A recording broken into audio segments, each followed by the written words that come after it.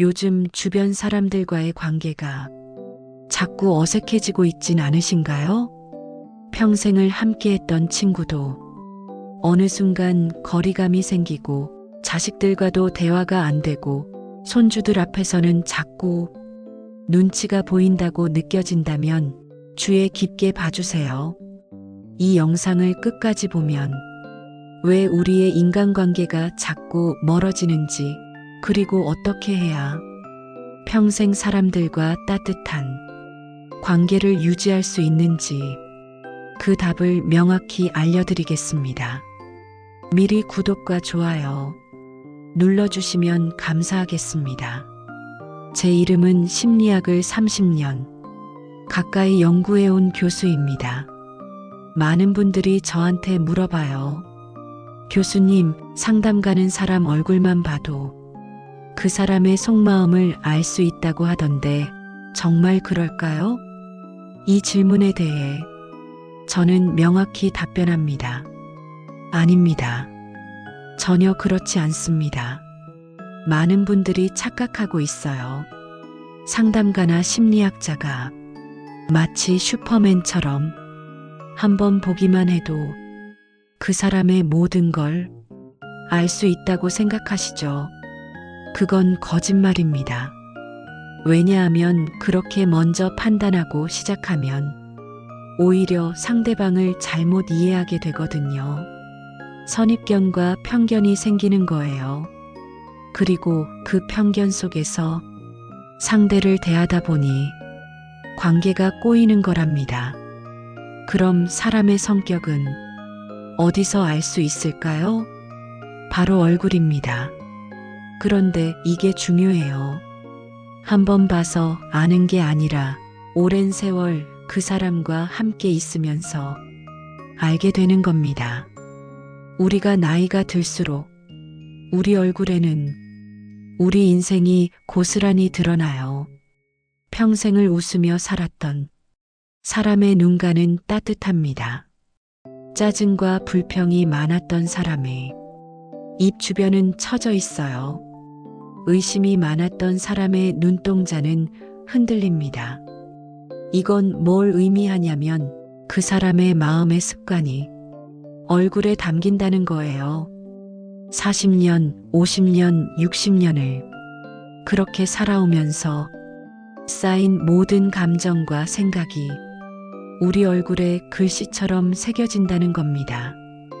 그래서 저는 어쩌면 우리의 얼굴은 우리 인생의 역사이자 관계의 역사라고 생각해요. 우리가 누구와 어떻게 살았는지가 얼굴에 다 나타난다는 거죠.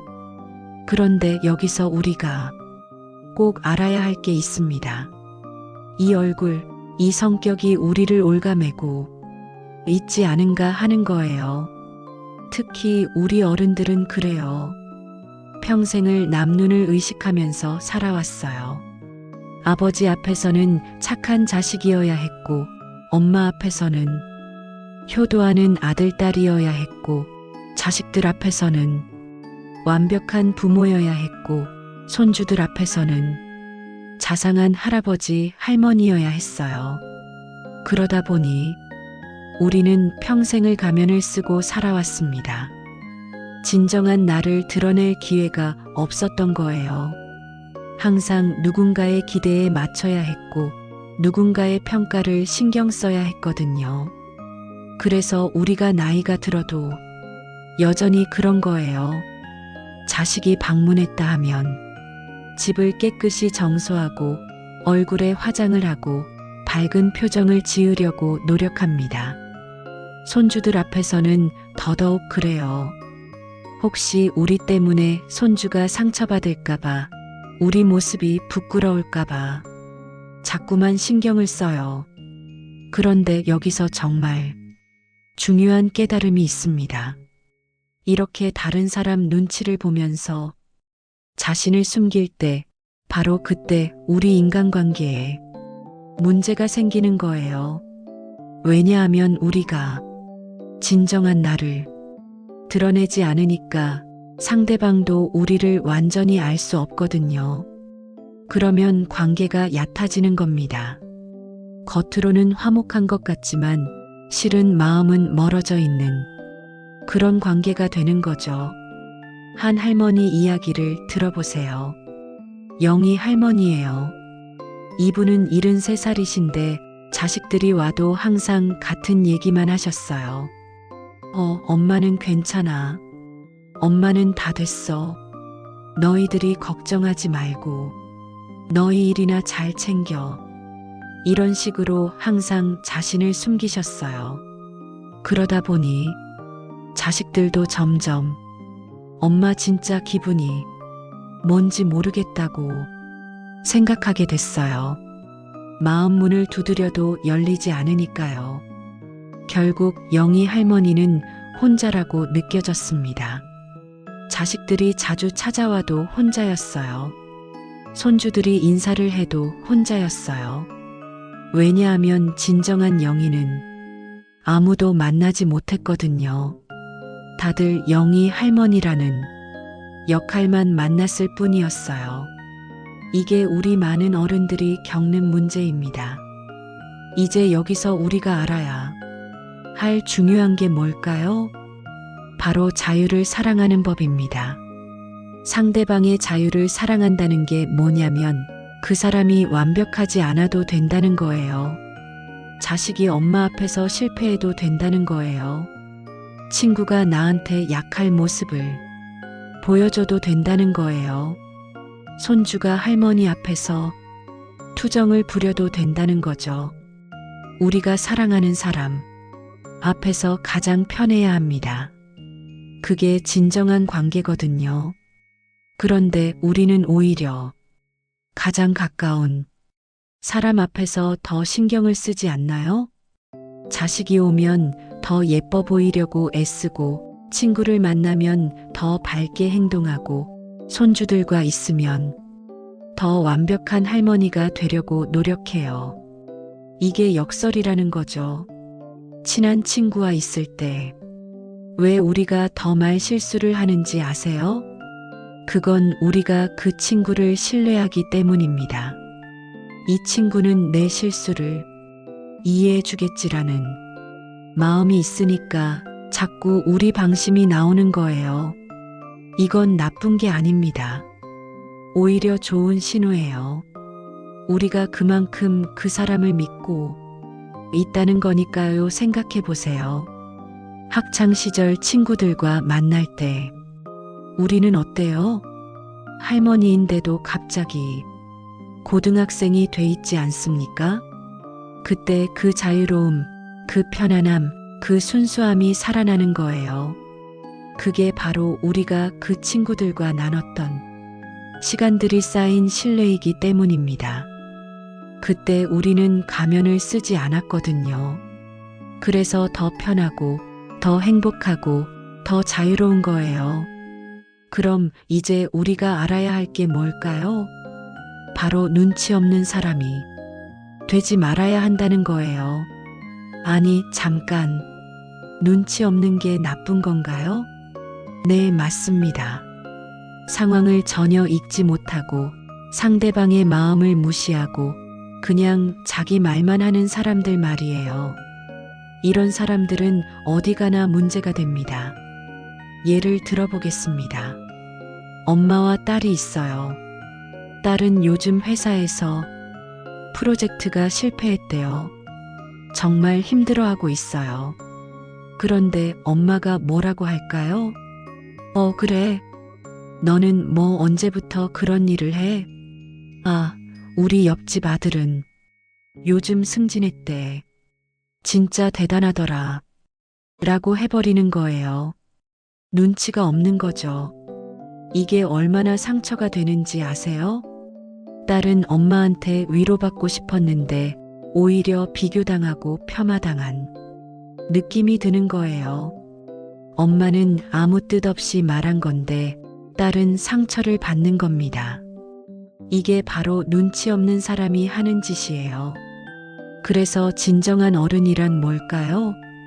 자신의 실수를 빨리 알아차리고 빨리 사과하는 사람입니다. 내가 잘못 말했나? 내가 상대방을 상처 줬나? 이런 생각을 할 수 있는 사람 말이에요.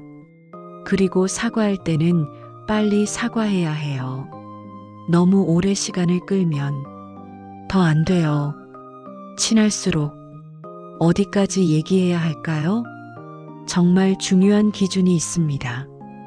그건 상대방이 상처받는 지점입니다. 상대방의 약한 부분, 콤플렉스, 힘들어하는 부분이 어디인지 아는 거죠. 그리고 그 경계선을 지켜야 합니다. 아무리 친한 친구라도 그 친구의 상처 부분은 건드리면 안 돼요. 영미라는 아줌마가 있었어요.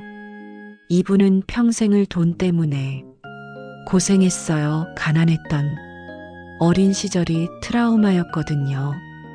그런데 친한 친구가 농담처럼 뭐라고 했냐면 너 평생 가난하긴 하겠네 라고 했대요. 농담이었어요. 근데 영미는 그 말이 얼마나 상처가 됐는지 그 이후로 그 친구와 거리가 생겼어요. 10년 지나도 그 말이 안 잊혀진다고 했어요. 그래서 친할수록 우리는 더 조심해야 합니다. 상대방을 더 존중해야 해요. 완전히 무장을 풀어야 하지만 그렇다고 해서 무례해져서는 안 된다는 거죠. 이게 진정한 어른의 우정입니다. 그럼 이런 좋은 친구는 어떻게 유지할까요? 정말 중요한 게 있어요. 우리가 흔히 말하는 기억이 아니라 윤기를 기억해야 한다는 거예요. 아니, 뭐 이게 뭔 소릴까요? 윤기라는 건 우리가 누군가의 실수나 실패를 들었을 때 그걸 다른 사람한테 퍼뜨리지 않는 것이에요. 생각해 보세요. 우리가 친구 얘기를 듣잖아요. 요즘 우리 아들 결혼 문제로 남편이랑 싸웠어. 뭐 이런 얘기를 들었을 때 우리는 그걸 다른 사람한테 말해야 할까요? 절대 아닙니다. 그건 그 친구만의 비밀이에요. 우리가 그걸 지켜줄 때 친구도 우리를 더 믿고 더 깊이 있게 만나는 거예요. 한 할머니가 있었어요. 이분은 여고 동창생들과 50년을 만나왔대요. 다른 친구들은 왔다 갔다 하는데 이 할머니 친구들만 계속 만난다고 했어요. 왜 그럴까요? 그 그룹에는 뒷담화가 없었거든요. 누군가 어려운 일이 있으면 옆에서 응원해주고 도와주는 거죠. 누군가 잘못된 일을 했으면 그건 그 사람과만 얘기해요. 절대 다른 사람한테 말하지 않는 거예요. 이게 바로 이런 친구를 놓치면 평생 후회하는 이유입니다. 정말 좋은 친구를 잃어버리면 평생을 혼자 그 공백을 느껴요. 왜냐하면 우리 나이에 새로운 친구를 사귀기는 쉽지 않거든요. 자꾸 경계하게 되고 낯설어하게 되죠. 그럼 여기서 우리가 알아야 할 또 다른 게 있습니다. 바로 속이 좁은 사람들의 특징인데요. 이런 사람들은 어디 가나 손해봐요. 왜냐하면 항상 뭔가를 계산하면서 살거든요. 내가 이 정도 해줬으니 저건 못 해줄 거야. 내 친구는 내 것도 안 챙겨주니 나도 안 챙겨줄 거야. 이런 식으로요. 그런데 이렇게 살면 결국 관계가 망가져요. 왜냐하면 상대방도 그 계산을 느끼거든요. 그래서 점점 거리가 생기는 거죠. 그리고 혼자가 되는 거예요. 평생을 그렇게 살면 우리 주변에는 사람이 없습니다. 왜냐하면 누가 그런 사람과 관계를 유지하고 싶겠어요? 그래서 정말 중요한 게 뭘까요? 우리 마음의 그릇을 넓혀야 한다는 거예요. 다른 사람의 단점이 보일 때마다 눈치, 감정, 공감을 기억해야 합니다. 눈치는 상황을 읽는 거고, 감정은 상대방의 마음을 느끼는 거고, 공감은 그걸 인정해 주는 거예요. 친구의 단점이 눈에 보일 때 어떻게 할까요? 먼저 눈치를 봐야 해요. 지금 이 친구가 그런 단점을 얘기할 타이밍이 맞나? 그 다음 감정을 느껴봐야 해요. 이 친구가 요즘 힘들어하는 건 아닐까? 그리고 마지막으로 공감해 봐야 해요. 아, 저 친구도 이렇게 힘들구나. 나도 비슷한 경험이 있지. 이렇게 생각할 때 우리는 상대방을 용서할 수 있어요. 혹시 여러분 주변에 좋은 사람이 없다고 느껴진다면 그건 주변에 문제가 있는 게 아니라 우리 마음에 문제가 있는 거일 수도 있어요. 우리가 자꾸 다른 사람들을 평가하고 판단할 때 우리 마음은 닫혀 있습니다. 그러면 아무리 좋은 사람이 우리 주변에 있어도 못 본다는 거죠. 생각해 보세요. 우리가 누군가의 나쁜 점만 자꾸 보면 그 사람의 좋은 점은 보이지 않아요. 마치 우리가 선택적으로 무언가만 필터링해서 보는 것처럼요. 그래서 그 관계는 점점 악화되는 거예요. 정말 중요한 것 중 하나는 이거예요. 우리가 나이가 들수록 좋은 선택을 해야 한다는 거예요. 좋은 친구를 선택하고, 좋은 말을 선택하고, 좋은 행동을 선택해야 한다는 겁니다. 왜냐하면 우리의 시간은 점점 짧아지고 있거든요. 소중한 시간을 우리는 누구와 어떻게 써야 할까요? 지금 여러분의 인간관계를 생각해 보세요. 혹시 가면을 쓰고 사람들을 만나고 있지 않으신가요? 진정한 나를 드러내지 못하고 있지 않으신가요? 그렇다면 이제부터 조금씩 달라져야 합니다. 먼저 자신을 용서하세요. 완벽한 부모가 아니어도 됩니다. 항상 밝을 필요도 없습니다. 때론 약해 보여도 됩니다. 그게 진정한 여러분이거든요. 그리고 그런 여러분을 사랑해주는 사람들이 분명히 있습니다. 둘째, 상대방의 자유를 사랑하세요. 자식이 완벽하지 않아도, 친구가 실수해도, 손주가 엇나가도 그들을 그대로 받아주세요. 그게 진정한 사랑입니다. 셋째, 눈치를 키우세요. 상황을 읽고 상대방의 마음을 느끼고 공감해 주세요. 그것만으로도 좋은 관계는 유지됩니다. 마지막으로 좋은 친구를 소중히 하세요. 아무리 바빠도 연락하고 만나고 그들의 비밀을 지켜주세요. 그런 친구가 몇 명 있으면 우리 인생은 정말 풍요로워집니다. 오늘 영상 끝까지 봐주셔서 감사합니다. 만약 이 내용이 도움이 되셨다면, 그리고 주변에 이런 마음으로 사람들과 관계를 맺고 싶은 어른이 있다면 꼭 구독과 좋아요 눌러주시고 공유해주세요. 우리 함께 더 따뜻한 관계를 만들어가요. 다음 시간에도 여러분 곁에서 뵙겠습니다. 감사합니다.